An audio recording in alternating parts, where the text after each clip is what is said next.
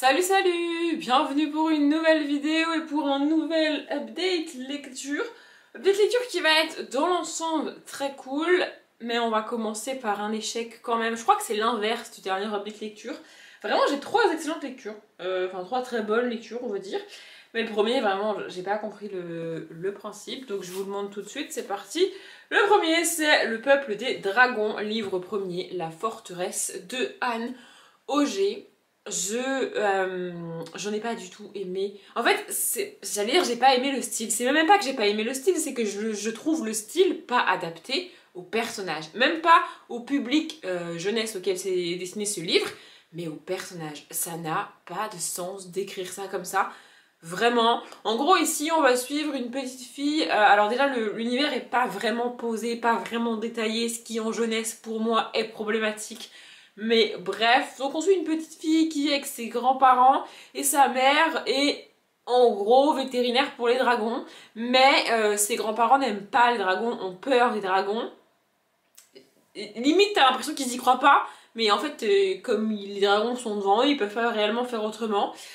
Donc bref, cette petite fille, bien évidemment, adore les dragons, a été élevée par sa mère pour apprendre à comprendre les dragons, à connaître les dragons et à parler aux dragons. Et puis le livre démarre, il y a une dragonne qui vient et qui dépose son petit près de cette petite fille parce que, alors qu'elle la connaît pas du tout, elle la reconnaît elle la reconnaît comme étant la fille de la vétérinaire que la dragonne fréquente, entre guillemets, et donc elle lui laisse son petit. Il y a beaucoup de facilité dans ce début de livre, ce qui en soi n'est pas dérangeant en jeunesse, mais ça fait beaucoup quand même.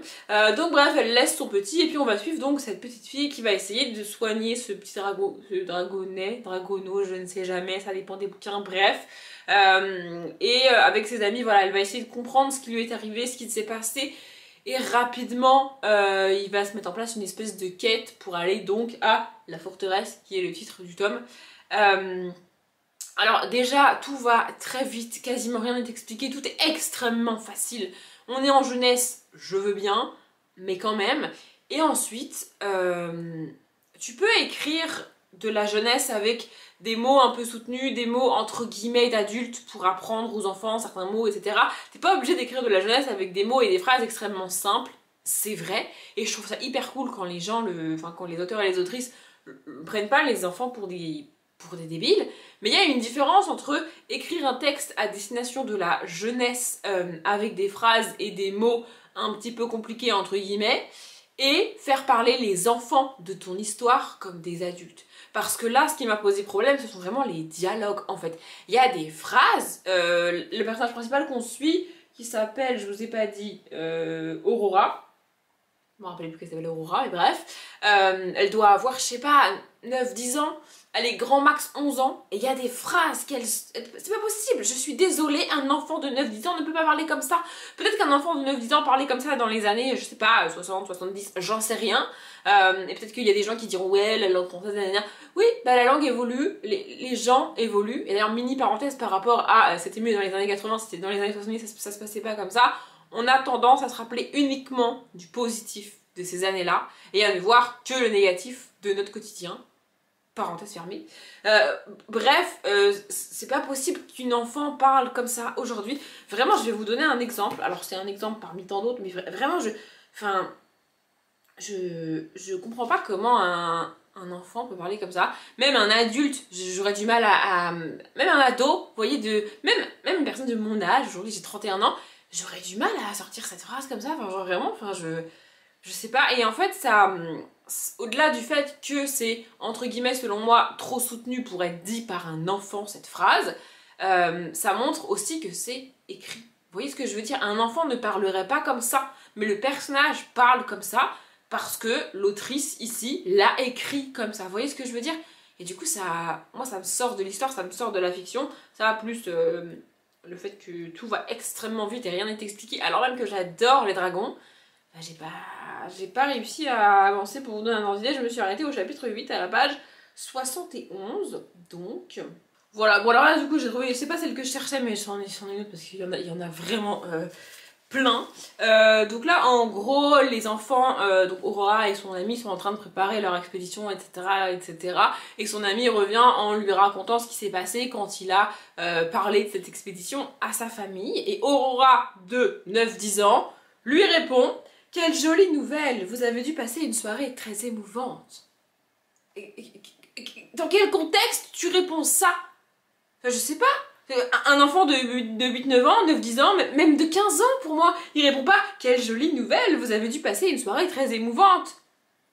Il répond, je sais pas, oh là là, c'est super. Enfin, mais tu parles comme ça à 9 ans, toi? Moi, je parle pas comme ça aujourd'hui. Enfin, je ne réponds, je ne sors pas cette phrase, c'est pas possible. Vous voyez, c'est pour ça que je dis que ça se voit que c'est écrit. On ne parle pas comme ça dans la vraie vie, tu vois. Et alors, même si c'est un univers de fantasy, de fantastique, de je sais pas quoi, de ce que tu veux, non. Enfin, je sais pas comment vous dire, mais il y a un décalage en fait. Non, c'est pas possible. Les gens ne parlent pas comme ça, c'est pas possible en fait. Enfin, quelle jolie nouvelle, mais qui dit ça? Alors après, je sais pas si ça a été écrit en français ou si c'est si ça a été traduit et du coup si ça viendrait de la traduction ou pas, j'en sais rien. Mais en tous les cas, un enfant de 9-10 ans ne parle pas comme ça. Je suis désolée, mais moi, je répète, je ne parle pas comme ça. C'est pas possible en fait. Et le problème, c'est que y a quand même, on est en jeunesse, donc il y a quand même pas mal de dialogues, et il y a vraiment beaucoup de phrases comme ça où à chaque fois, en fait, j'ai un espèce de mouvement de recul et je me dis, mais attends, mais qui dit ça? J'ai l'impression que c'est une voix off, je sais pas comment vous expliquer, vraiment, c'est très bizarre, ça me sort de l'histoire, ça me sort du mood en fait. Et du coup, bah, je suis très déçue, mais tant pis. Ensuite, dans un tout autre registre, et un livre que j'ai à l'inverse adoré, j'ai lu Crime surnaturel, le tome 1, Chaudron de bruyère de Pauline Cidre. J'en ai parlé en vlog, il me semble. Franchement, j'ai adoré ce bouquin, c'était trop cool. Et c'est le genre de livre assez compliqué à résumer parce que, je sais pas, j'ai peur de trop en dire. Et en même temps, si j'en dis pas assez, bah, ça vous donnera pas envie de le lire. Alors que franchement, ce livre est trop cool. Je l'ai très peu vu. Je pense que ça vient du fait que c'est un livre des éditions du Chat Noir. Et je vois très peu ces éditions-là sur les chaînes que je suis, mais il est trop cool. Vraiment, il est sorti il y a un moment maintenant, comme quasiment tous les livres que je lis. En gros, on est de nos jours en France, et on va suivre principalement 3 personnages qui viennent de 2 peuples différents, donc les humains normaux comme nous, et les sortilèges. Les sortilèges, ce sont les héritiers lointains des sorcières et des sorciers qu'on a chassés en France également, à l'époque où on les a chassés, j'ai pas les dates et j'ai pas envie de dire de conneries, mais il y en a plein qui ont survécu et au fur et à mesure du temps, ils se sont un petit peu, moi je les ai vus un petit peu comme des Amish, vous voyez, qui se reculent dans leur camp, dans leur ville, à part, etc. Les humains savent qu'ils existent, mais on les laisse mener leur petite vie tranquille et il n'y a pas de problème en soi. La seule chose qui a été créée par les humains, c'est le DCCS, c'est ça. On n'a pas le détail de ce que ça veut dire dans le bouquin, c'est un service de la police humaine française dans lequel il y a 2 personnes, donc Bénédicte et Célène, il me semble qu'elle s'appelle comme ça, je ne voudrais pas dire de bêtises, mais je crois que c'est ça. En gros, tous les 2 sont des humains, ça n'y a pas de problème, mais ils ont un petit truc qui fait que ils penchent aussi vers le côté des sortilèges. Ils sont un peu un mix des deux, un petit peu, j'ai pas envie de dire le mot, mais vous avez compris, je déteste ce mot, mais vraiment j'en ai pas d'autre là, et je le dirai pas quand même. Bref, et donc ils font partie, ils sont à eux deux le DCCS, donc service de police, chargé d'enquêter quand les crimes et les cadavres retrouvés semblent être magiques. Vous voyez, quand il y a une part de surnaturel a priori dans le crime ou sur le cadavre lui-même, c'est à eux qu'on fait appel. Et c'est ce qui va se passer au début de ce livre-là. On trouve 2 corps avec des choses qui se sont passées à l'intérieur qui ne peuvent pas être humainement faites et qui donc sont faits a priori par des sortilèges. Et donc c'est eux qui sont dépêchés sur place. Et en plus on va suivre Lycaon. Lycaon, c'est un sortilège qui a choisi de faire une formation pour occuper un poste qui n'avait pas été occupé depuis je crois 50 ou 60 ans par un des membres des sortilèges. En fait c'est l'équivalent du DCCS mais chez les sortilèges. C'est-à-dire que c'est un sortilège formés pour aider le DCCS et la police française à enquêter sur les crimes commis a priori par les sortilèges. Vous voyez, c'est un poste très très mal vu dans la communauté des sortilèges, parce qu'en plus on en parle pas mal quand même. La dernière personne qui a occupé ce poste-là, il y a des trucs bizarres qui se sont passés, etc. Et ça implique d'être en lien et de communiquer, d'échanger avec les humains.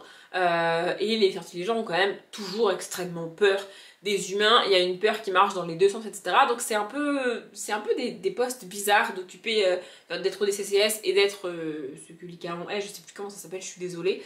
Parce que ça implique que les deux communautés communiquent par ces personnes-là, ce qui n'est pas censé arriver. Donc c'est assez mal vu. Mais bref, ils vont être envoyés dans une petite commune perdue au fin fond de la France, je sais plus dans quelle région, pour enquêter donc sur ces morts. Et on va assez rapidement comprendre que c'est en lien avec une personne qui habitait ici il y a des centaines d'années, je crois que c'est 1500 et quelques, un truc comme ça. Voilà. Et donc on a cette part d'enquête, cette part de surnaturel, et en même temps on a des passages, des passages de l'histoire qui se passent dans les années 1500 et quelques. Faudrait que je retrouve la date exacte pour éviter de vous dire des conneries. Ce serait bien. Voilà. Et vraiment, j'ai adoré cette ambiance. 1602. Voilà, donc ça doit être fin des années 1500, début des années 1600. Il s'est passé quelque chose dans ce petit village-là qui, a priori, serait lié au crime qu'il y a aujourd'hui, en 2018, 2015, je sais pas. Enfin bref, l'année de sortie du bouquin, en gros. Donc, de nos jours, quoi. Et vraiment, on a donc à la fois cette ambiance d'enquête, cette ambiance de petit village, reclus, fermé, isolé, en même temps il fait froid, il pleut, franchement aller en automne c'était parfait, et puis ce côté personne qui a des pouvoirs, l'ICAON a des pouvoirs, et on va suivre aussi d'autres sortilèges, plus essayer de comprendre quel genre de sortilège a pu faire les crimes qui ont été commis, et aussi les particularités de Bénédicte et de Célène. J'ai un doute sur ce prénom, ça m'agace, il faudrait que je retrouve le bon prénom. Cézanne, voilà, je me disais bien que je disais des conneries. Donc leur particularité à eux en tant qu'humains qui ont une petite touche de sortilège un petit peu, c'est assez bien fait, vraiment j'ai adoré. C'est clairement marqué partout comme un tome 1, donc a priori on est censé avoir une suite, mais on l'a toujours pas. Je ne sais pas quand est-ce que les éditions du Chat Noir sortiront la suite, je ne sais pas si Pauline Cidre a écrit la suite. Ce qui est sûr, c'est que je vais lire d'autres choses de Pauline Cidre parce que franchement j'ai adoré cette ambiance, c'était vraiment chouette, vraiment cool. J'en ai très très peu entendu parler et moi je vous le recommande vraiment, vraiment. Ça fait un petit peu peur, il est question, pour vous donner un ordre d'idée, de croyances. En fait je sais pas trop à quel point vous dire les choses sans vous spoiler. Il y a quelques scènes qui font un peu flipper, il y a quelques scènes avec du sang, avec des attaques, etc. Mais on n'est pas dans du gore, on n'est pas dans du trash, on est vraiment dans du policier avec une petite touche de surnaturel, un peu comme le fait Cédric Cyr si vous connaissez, mais en beaucoup moins trash que Cédric Cyr quand même. Ensuite j'ai lu Amelia Fang, le tome 2, donc Les Seigneurs Licorne de Laura Hélène Anderson, et je l'ai dit en vlog, j'ai préféré ce tome 2 au tome 1. Le tome 1 vraiment est pour moi extrêmement introductif, encore plus après avoir lu ce tome 2. Dans le tome 1 vraiment on pose les bases, on présente les personnages, on présente l'univers, et puis c'est à peu près tout, il se passe pas énormément de choses dans le tome 1. C'est peut-être, avec le recul, c'est peut-être pour ça que je suis restée un petit peu sur ma faim, en mode il me manque un truc, en fait il me manquait un truc qui bouge, une histoire quoi, et ici on a cette histoire. Donc ici on suit Amelia Fang, on est dans un univers où tout est inversé. En gros, on est, nous, avec Amelia Fang, donc, qui est un vampire. Elle a des amis, elle a un ami qui est littéralement le fils de la faucheuse, et elle a un ami qui est un yeti, il me semble, un truc comme ça. Il y a tout un délire autour de c'est une grosse bête, etc. Enfin bref. Et donc pour eux, ce sont les gentils, vous voyez, et de l'autre côté, on a les licornes et les fées, toutes les créatures un petit peu de la journée, qui normalement sont les gentils dans les histoires, vous voyez, pour nous. Mais pour eux, enfin Amelia et ses amis craignent les fées, les licornes, etc. Parce qu'en fait elles les connaissent pas, tout simplement. C'est un peu toute la morale de la saga, j'ai l'impression. Et donc dans ce tome 2, Amelia et ses amis vont aller dans le monde de la journée parce qu'ils ont quelque chose à y chercher, ils veulent trop retrouver quelque chose et ils doivent aller là-bas pour ça. Donc ils vont découvrir ce monde-là, ils vont découvrir que ce monde-là a autant peur de eux que eux ont peur de lui, vous voyez, et que donc en fait il suffirait probablement juste de communiquer les uns avec les autres. Et vraiment j'ai trouvé l'ambiance hyper cool, hyper chouette. Donc on a toute cette histoire avec ces licornes et vraiment le fait que ce soit inversé, parce que nous on reste du point de vue d'Amelia, donc on a quand même peur aussi du monde de la journée. C'est assez bizarre, mais vraiment j'ai trouvé ça hyper bien fait, c'est hyper chouette. C'est vraiment très fun à lire, c'est illustré en noir et blanc comme ça par l'autrice elle-même. Et vraiment cette ambiance était vraiment chouette. Il y a plein d'illustrations vraiment différentes. Donc voilà, on les suit dans le monde de la journée. Ils cherchent ce qu'ils sont venus chercher, évidemment. Et ça va pas se passer tout à fait comme prévu, évidemment, sinon c'est pas drôle. Franchement, j'ai adoré ce bouquin-là, vraiment. J'ai cherché la suite, je l'ai pas trouvé d'occasion. Il va falloir que je me débrouille pour la trouver, parce que j'avoue que j'aimerais bien lire le tome 3 pour le Cold Winter. Alors au moment où je tourne cette vidéo, j'ai encore un petit peu de temps avant de préparer ma palle pour le Cold Winter. Mais tant que je trouve les livres, que je les commande et que je les reçoive, pour les montrer dans la palle du Cold Winter, ça serait bien que je me bouge les fesses quand même.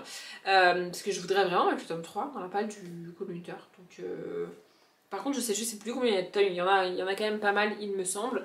Mais voilà, en tout cas, si comme moi le tome 1, vous vous dites ouais, sans plus, franchement c'est pas ouf, continuez, parce que le tome 1 est vraiment juste là pour mettre en place les choses, et à partir du tome 2 ça bouge. J'espère que ça continuera dans les tomes suivants, mais ça pour l'instant je sais pas.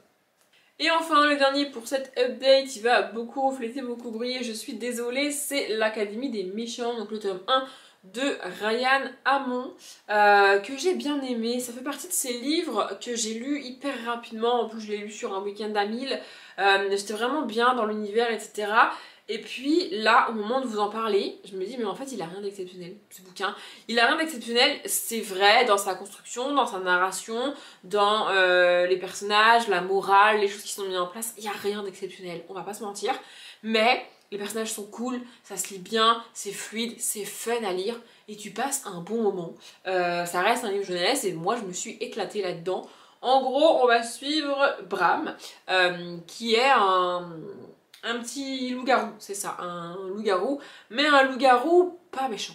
Pas méchant du tout, vraiment, c'est le genre de jeune homme, en fait, très cool, très fun, qui se prend pas la tête, il a pas envie de se battre, il a pas envie de s'énerver, il est gentil, tu vois. Sauf que, bah, il est censé être méchant parce que c'est un loup-garou, donc ses parents l'ont envoyé à l'Académie des méchants, en se disant, bon bah notre fils va fréquenter tout plein de méchants là-bas, ça va l'aider à devenir méchant. Évidemment, ça se passe pas tout à fait comme ça. Et donc, on suit Bram à partir du jour de la rentrée. Vraiment, le livre se passe sur, je dirais, une semaine. Un truc comme ça. Voilà, donc c'est la rentrée des classes. Il découvre ses petits camarades qui sont, sans surprise, tous beaucoup plus méchants et beaucoup plus investis que lui là-dedans. Et qui se font tous punir très très souvent parce qu'ils sont méchants. Mais les punitions, du coup, c'est comme des récompenses. Parce que bah, on les félicite d'être méchants, en leur donnant du travail en plus par exemple, je l'avais dit en vlog il me semble. Et Bram lui n'a pas de travail en plus, n'a n'a rien parce qu'il est pas méchant. Il est même beaucoup trop gentil. Assez rapidement il y a deux équipes qui vont se former dans sa classe pour s'affronter. Et au sein de l'équipe de Bram ça va pas hyper bien se passer parce qu'il est trop gentil. Vraiment. Et donc il y a toute une mise en place sur l'affrontement des deux équipes et sur comment ça se passe au sein de l'équipe de Bram, comment ils échangent entre eux, comment ils s'entendent ou pas. Par rapport aussi à leur professeur principal que j'ai trouvé hyper cool, vraiment. Et puis voilà, il y a une espèce de compétition entre les deux équipes, plus qu'un affrontement. Et si tu t'entends pas très bien au sein de ton équipe, bah, tu peux pas réellement participer à la compétition en équipe. Voilà, il y a toute une morale et toute une question autour de ça que j'ai trouvé assez chouette. Après, je l'ai dit et je le répète, il n'y a rien d'exceptionnel non plus. Ça a été illustré bien évidemment. Mais franchement, c'était chouette. J'ai passé un bon moment.